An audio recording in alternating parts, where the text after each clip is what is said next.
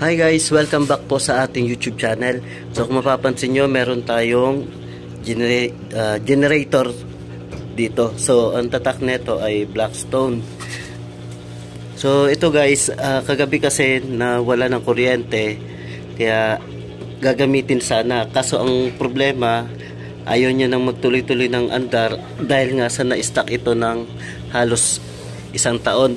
So ang gagawin ko ngayon, babaklasin ko yung karburador nito, titingnan ko kung baka marumi na o meron ng kalawang, kaya siguro yun ang dahilan na ayaw ng umandar nito. So ito nga pala ay A2 series DS3800 yun, gasoline generator ito. Kaya ang madalas talaga nangyayari sa mga digasolina na generator, kung hindi napapanisan ng gasolina, kinakalawang yung karburador. Kaya dapat talaga kahit na hindi nawawala ng kuryente, dapat talaga pinaandar yung mga ganitong gasolina na generator. Kasi hindi dapat ito mapanisan ng gasolina at hindi dapat kalawangin yung tangke nito at saka yung karburador. So dapat chine-check din yung langis nito. Yan. So kagabi talagang pahirapan kaming magpaandar. Talagang kasi kailangan. Kaya ang ginawa ko na lang kagabi, chinek ko na lang yung karburador at yung spark plug naman, meron namang kuryente. So napaandar namin saglit, tapos namatay, pumalya hanggang sa ang hirap na talagang paandarin. Kaya samahan ninyo ako guys. Tingnan natin kung ano yung talagang problema ng generator na to. Tara!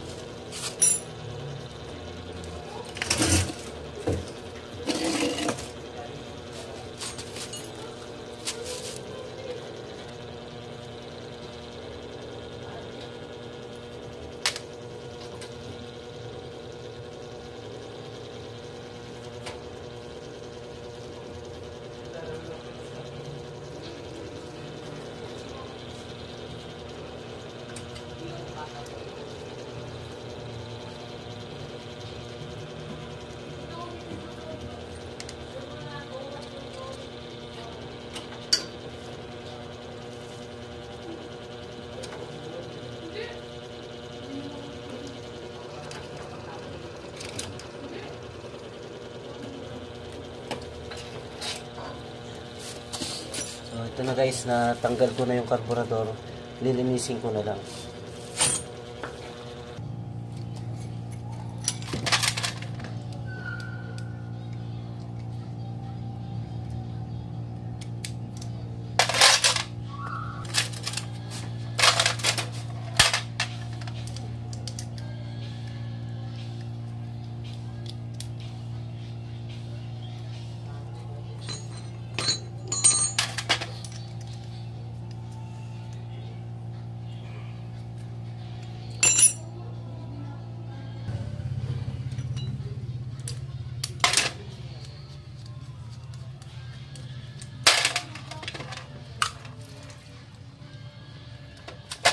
So ayan guys, so may kalawang siya. Kagabi kasi nilinis ko na to, tinanggal ko na to, kinuskus ko lang. Para lang talaga mapaandar namin, pero hindi talaga umubra. Kailangan talagang linisin pati loob nito.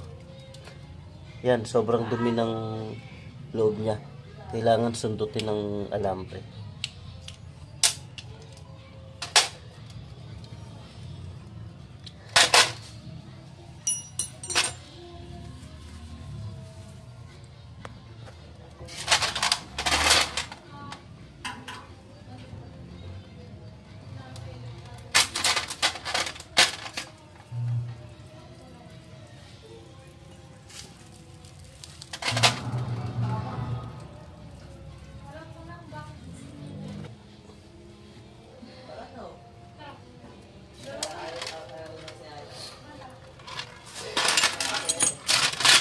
Isa talaga sa karburador yung hindi pag-andar ng makina o pagpalya ng makina. Isa talaga sa dahilan ng karburador yung dumi. Yan talagang hindi nakakapasok, hindi nakakahigop ng maayos ng gasolina yung makina. Kaya pagkabarado yung karburador o sobra na talagang dumi, yan ang magiging dahilan ng hindi pag-andar. So ayan guys, barado, wala talaga siyang wala kang makikitang butas, sobrang bara.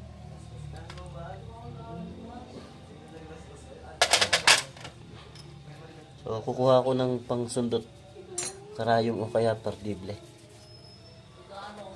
So yun, nakakita ko ng perdible. Ito na lang yung gagamitin ko guys.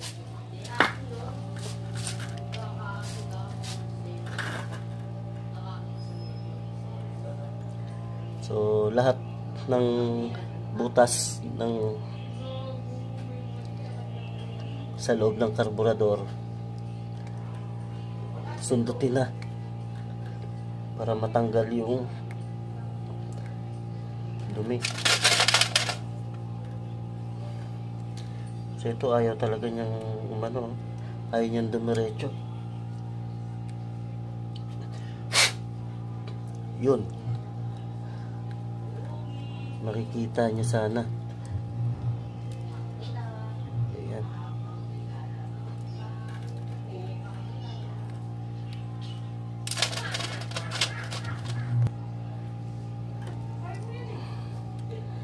So yun guys, dumiretso na. Lumusot na yung perdible sa butas. Ibig sabihin malinis na siya. Kanina hindi ko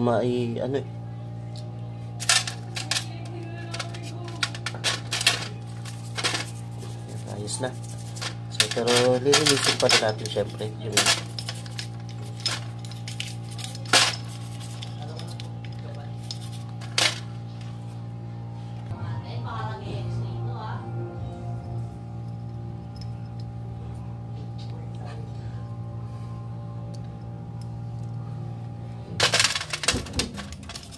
maganda sana mabugahan ng hangin to kaso wala tayong compressor para sigurado talagang maalis yung dumi.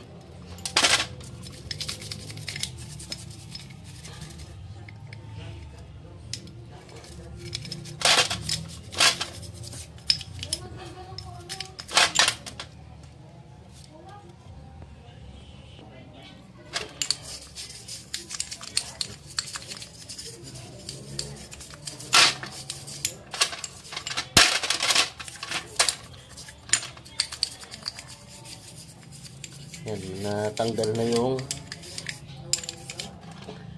kalawang niya. Kailangan pa ng konti dito. Kasi natuyuan ng gasolina. Noong nakaraan kasi gusto kong paandarin. Kaso hindi ako nakabili ng gasolina. Kaya yung time na kailangan na siyang gamitin, wala na. marumi na yung carburetor. Kaya kailangan talaga kahit na hindi ginagamit, mapaandar talaga ito. Kahit isang beses lang sa isang linggo nga dapat isang beses Pero pinakalimitahan na lang yung isang beses sa isang buwan. Yun, pwede na yun.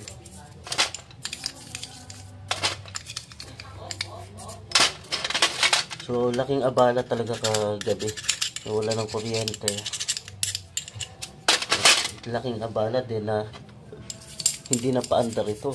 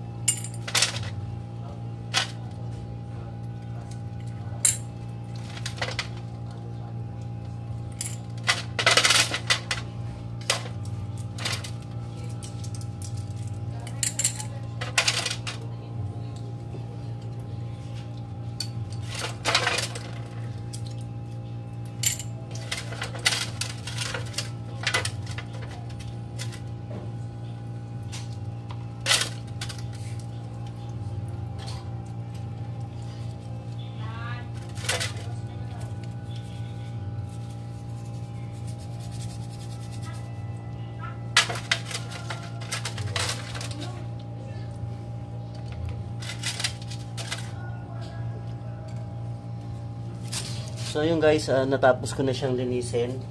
So i-assemble ko na lang ulit para maibalik dito. Tapos subukan natin kung mapapaandar ulit itong generator.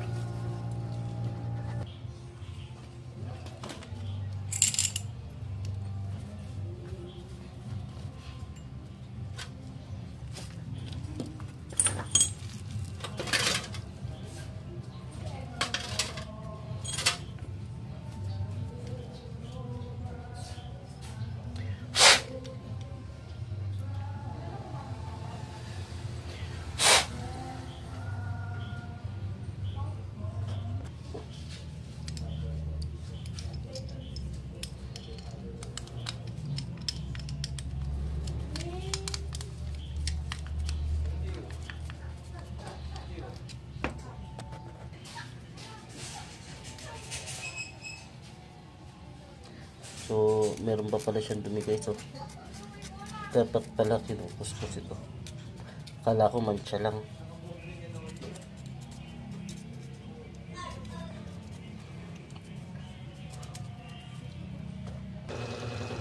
Ngayon guys, natanggal ko na yung mancha. Pupunasan na lang para... Akala ko kanina, mancha lang na. Dahil sa gasolina. Yung pala dumi na.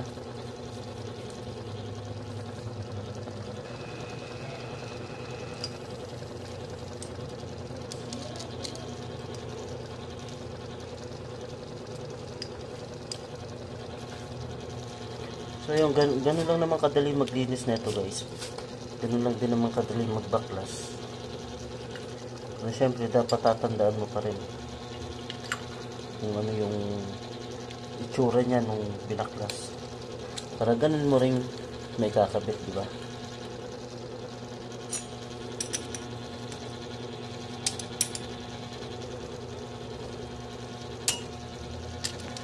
So yun, ganun lang. Ganun lang kadali. So ikakabit ko na para mapaandar na natin yung generator.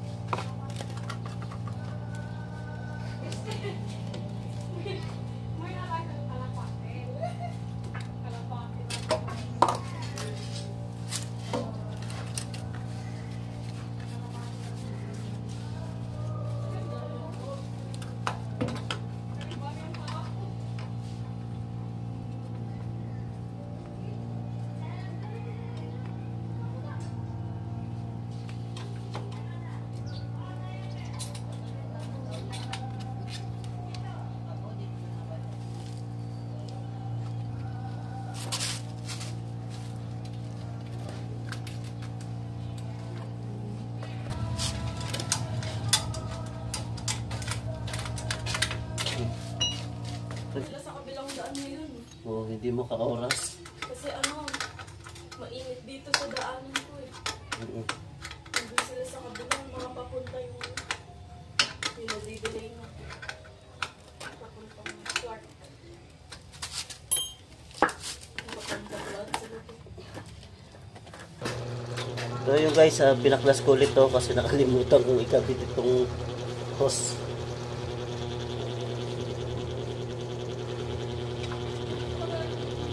Ayan, naikabit ko na. Babalik ko na ulit ito.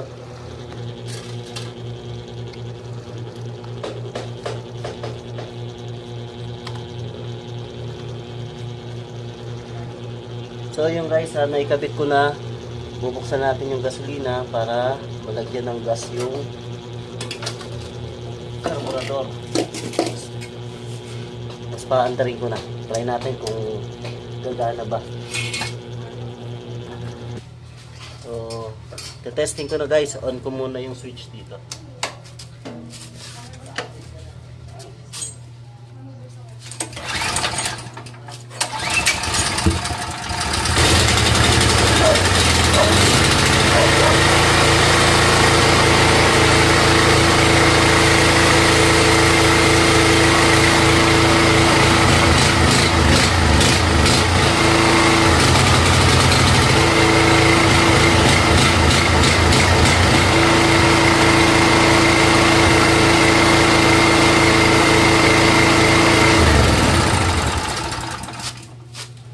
So ayan guys, narinig nyo naman, umandar na yung generator.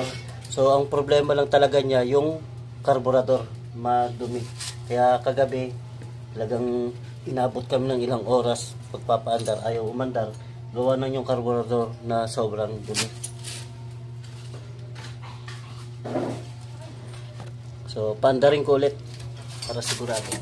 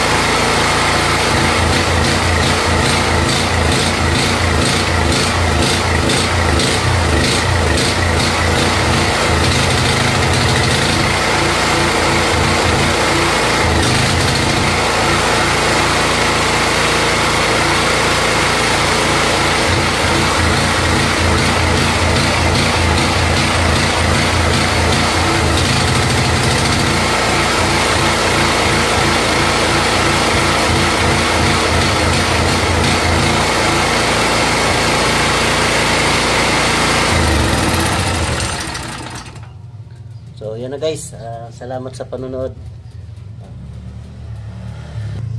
So yan na guys, napaandar ko na yung generator, okay na, wala nang problema. So ibabalik ko na kung saan ko kinuha ito.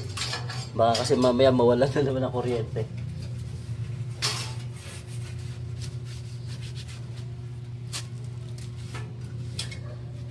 So kung mapapadaan ka dito sa YouTube channel natin guys, paki-subscribe naman at paki-like and share the video na rin. So maraming salamat sa inyo guys sa panonood. Ingat kayo lagi. Bye-bye.